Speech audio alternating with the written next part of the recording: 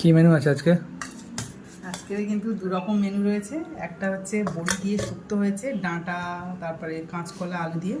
আচ্ছা, এখানে আছে না? হ্যাঁ, অনেকটা বাজে তো। হ্যাঁ, একটু হালকা পাতলাই করা হয়েছে। আর ডাঁটাগুলো তো এখন বুড়ো হয়ে যাচ্ছে, সেই জন্য এই ডাঁটা দিয়ে কিন্তু এই শুক্তোটা খেতে বেশি ভালো লাগে। আর এটা কিন্তু নিম পাতা দিয়ে শুক্তোটা হয়েছে। আর এই সময় শুক্তো খাওয়াটা খুবই দরকার। নিম ফুল বা নিম পাতা দিয়ে কিন্তু আমাদের বাড়িতে বিশেষ করে তো শুক্তো হয়। আর পয়লা বৈশাখ সামনে আসছে, সেই সময়ও কিন্তু শুক্তো হবে, সেটা আবার নিম ফুল দিয়ে। তো যাই হোক, আরও একটা তরকারি রয়েছে, দেখতে পাচ্ছ লাল লাল বেশ কালার হয়েছে, তাই না? খুব লোভনীয় ব্যাপার। হ্যাঁ, একটু পাতলা করে ঝোল করেছি, দেশি মুরগি নয় কিন্তু পোলট্রি মুরগি। তো অনেকদিন পর আমাদের বাড়িতে হয়েছে এটা।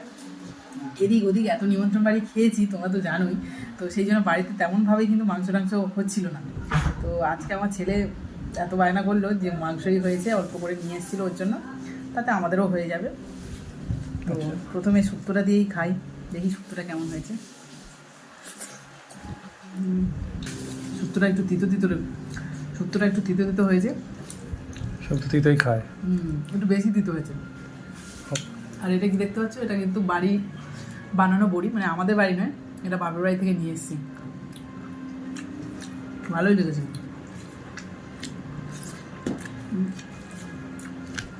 সারা এরকম ঝোল ঝোল শুক্তো খাও, অবশ্যই কিন্তু কমেন্টে জানাবে।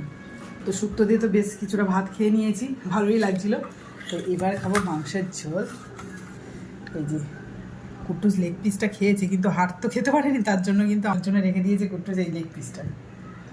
তো চলো খেয়ে দেখা যাক কেমন হয়েছে।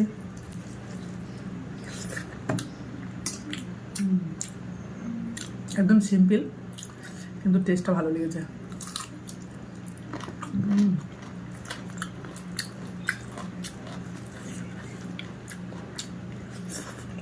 তো হাড় খাবে মাংস?